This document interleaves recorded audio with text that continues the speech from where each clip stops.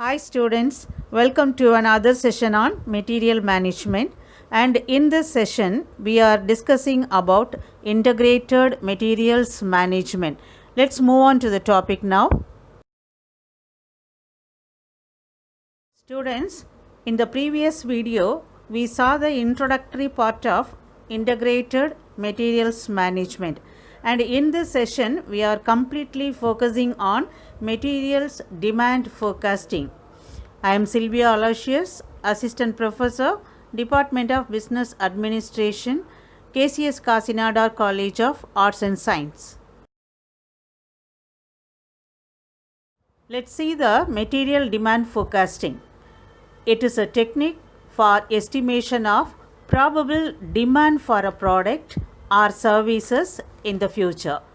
It is based on the analysis of past demand for that product or service in the present market condition. Demand forecasting should be done on a scientific basis, and facts and events related to forecasting should be considered. In simple words, we can say that after gathering information about various aspects of the market and demand based on the past, an attempt may be made to estimate future demand. This concept is called forecasting of demand. Students, forecasting means predicting the future. Here, the materials demands are forecasted. When the demand levels are not known exactly, it is better to estimate the future demand and to identify changes, and it helps to minimize errors in previous forecasts.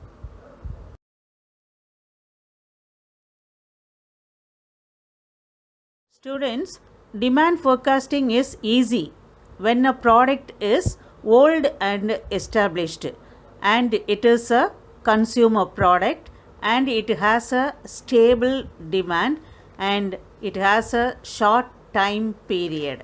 Normally, forecasting is possible only when the product should be very old and well established product, and the nature of the product should be a consumer product. And what is a consumer product? In the sense, what and all we are consuming for day to day life, it is called as consumer product. And for that product, always the demand will be stable in the sense constant demand, and that product always used for short time period only. On the basis of this only, the demand forecasting is done by the materials management department.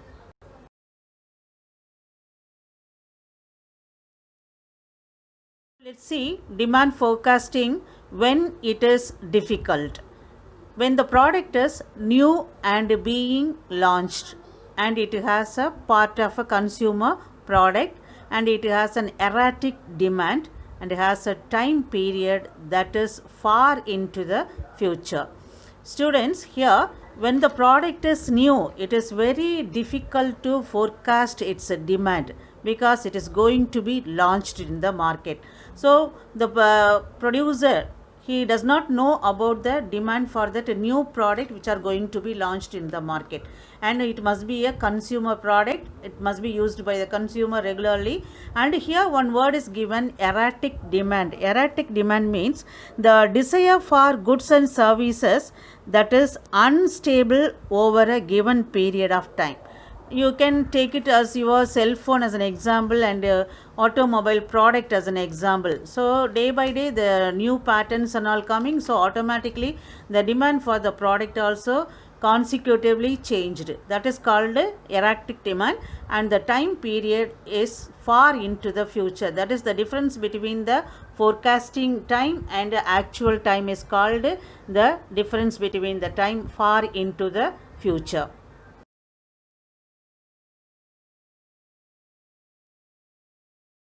Let's see the types of materials demand forecasting. Under that, we are having 5 types of materials demand forecasting: market research, market demand models, historical techniques, minimum stock level, demand patterns. Students, let's see what is market research now. Study about market condition is called market research because knowing customers' needs and wants exactly is very difficult. At the same time, maintaining good relationship with biggest customers are the biggest users of A class items. The firm can easily forecast accurately, but for other products and other customers, they need to have a market survey which gives factual results for calculating the demand levels. Now you are going to see market demand models. Under this type, the major factors which cause the demand can be identified first, and then models can be created.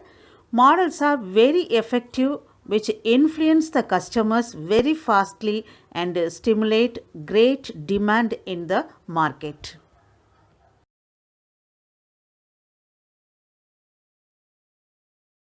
You see historical techniques. Under this type, forecasts should be based on historical data and then the data are modified.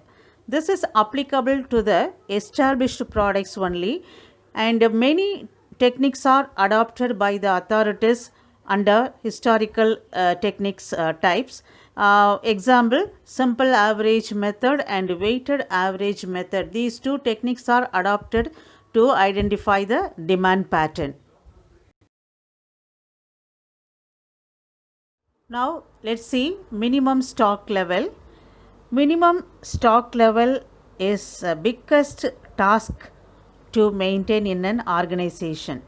In practice, where the minimum stock is too low, it is the responsibility of the storekeeper to increase the minimum stock level.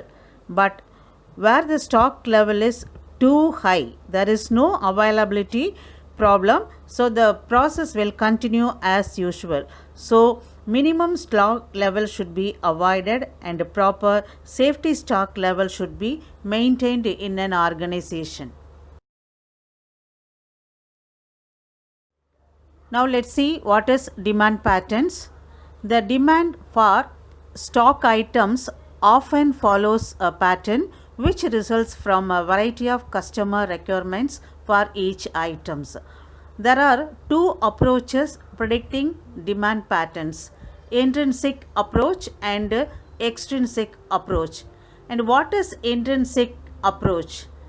Treat the usage as a pattern and analyze the demand profile. So usage of a product only helps to identify the demand profile. And extrinsic approach, it is investigate the causes of the demand. On the basis of the causes, the forecast the demand are done by the materials management department. Now let's see methods of materials demand forecasting. There are two methods of materials demand forecasting. The one is subjective method, the other one is objective method. Let's see what is subjective method of materials demand forecasting. This method is also known as sales forecasting method. Under this method, the forecasting is done by the experienced forecast people. So knowledge of actual sales from the point of sales greatly helps for proper forecasting. And under objective method,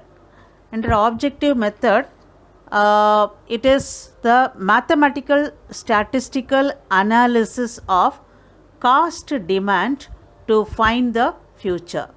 From the inventory management view of forecasting, this is exactly what forecasting is.